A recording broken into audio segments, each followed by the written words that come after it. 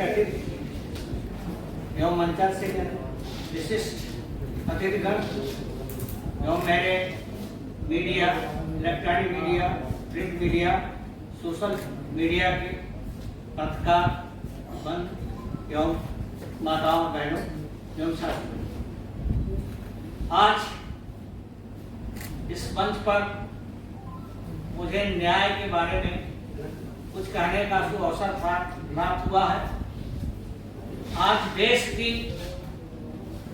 गति और दिशा जिस ओर अग्रसर हो रही है उसमें न्याय की क्या भूमिका है और हमें और कौन से प्रभावी कदम उठाने पड़ेंगे जिससे समाज में समरसता बनी रहे और गरीब, पिछड़े, दलित, वंचित सबको उचित न्याय मिल सके।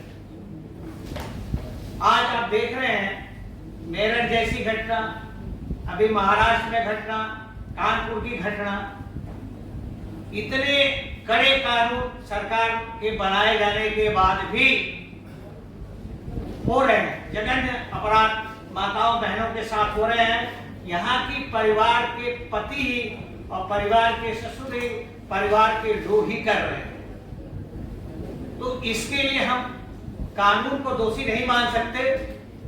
समाज में जो विघटन हुआ है, परिवार टूटा है, परिवार का आपस ताना बाना जो उजड़ा है, जो संस्कार हमारे बिगड़े हैं, जिन परिवारों में रोज लड़ाई झगड़ा अर्थ के लिए, पैसे के लिए, सारी चीजों के लिए होते हैं और आत्मसंतुष्टि नहीं है, जिसके कारण आपको ऐसी घटनाएं देखने को मिल रही है।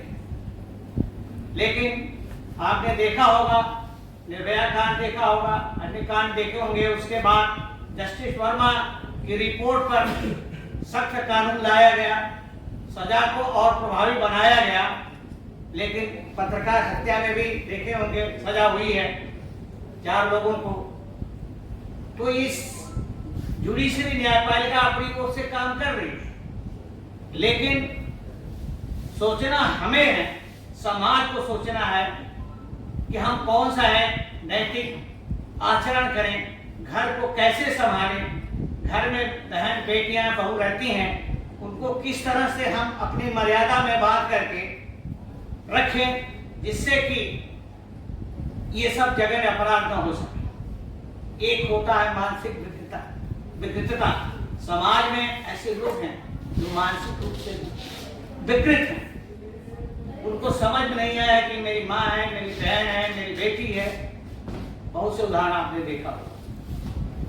देखिए, जहां तक कानूनी समस्या है, आपने देखा होगा, मैं यही कहना चाहूंगा कि सन 1987 में राष्ट्रीय विधिक प्राधिकरण सेवा के माध्यम से प्रदेश में, हर प्रदेश में और हर जिलों में जिला विधिक सेवा प्राधिकरण का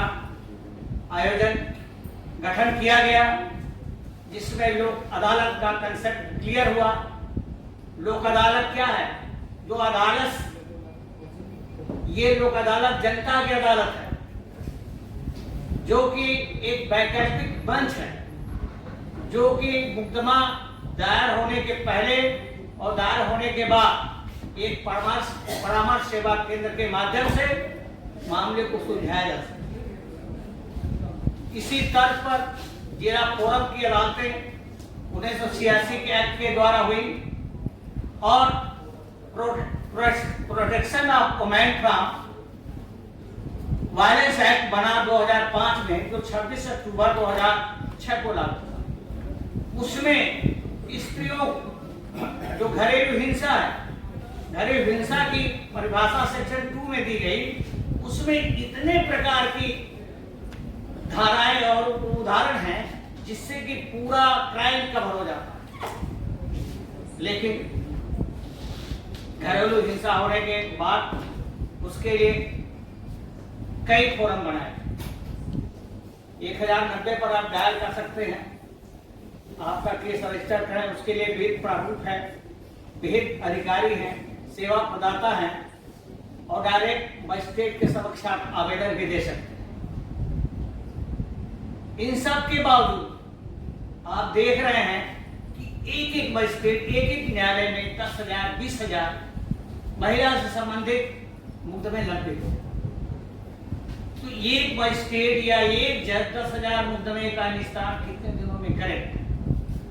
इसके लिए हम सरकार से यही मांग करते हैं कि इन सब बात शक्ति की रक्षा के लिए, उनके स्वाभिमान को जगाने के लिए, उनको आर्थिक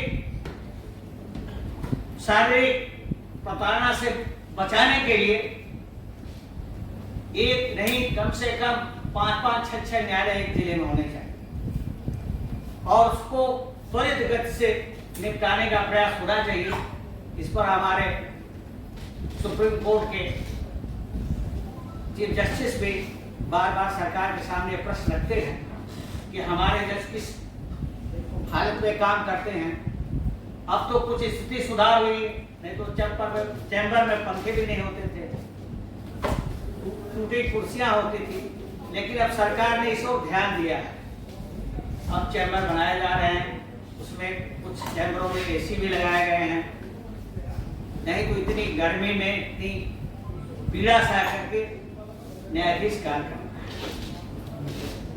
न्यायाधीशों के ऊपर बहुत से भ्रष्टाचार के आचरण भी लगते हैं, लेकिन हमारे यहाँ सुप्रीम कोर्ट में व्यवस्था है, सारी व्यवस्था है, लीगल है। जो दोषी होगा वो जरूर उसको सजा का पाएगा, चाहे मैं हूँ, चाहे वो न्याय सेवा से संबंधित हो, चाहे कार्यपालिका से संबंधित हो, चाहे किसी विभाग से संबंधित हो, कोई बचने वाला नहीं। आज नहीं तो कल न्याय हो गया।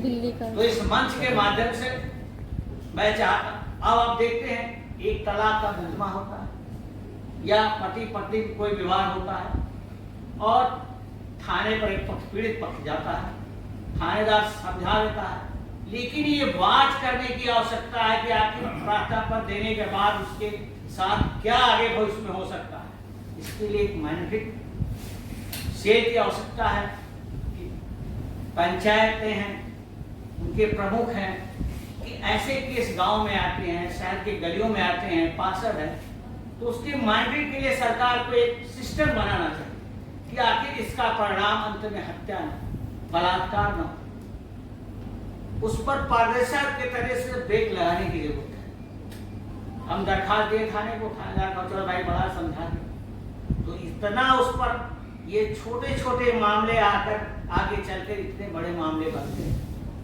आपने देखा होगा मेरा तलाक का मुकदमा न्यायालय में विचाराधीन था, उसके बाद भी ये कांड हुआ। तो हमने बताया जैसा पारिवारिक में संस्कार दिख रहा है, माता पिता से लोग अलग हो रहे हैं, माता पिता की इज्जत करना अब जिस घर में हो नहीं रहा है वो घर जरूर बर्बाद हो रहा है, क्योंकि माता पिता एक न्यू संस्कार देते हैं बच्चों। आज बच्चे बड़े बड़े नौकरियों में चले जाते हैं, माता पिता जो है उनको रोटी कौन देता है, क्या करता है। अगर वो असक्षम है तो उनकी स्थिति तो बहुत खराब है, अगर सक्षम है तो चलो भाई कोई काम कर सकते हैं। तो न्याय को दिखना चाहिए, जस्टिस डिलेड जस्टिस डिनाइड। अगर न्याय में देरी होगी तो उसका कोई अर्थ नहीं।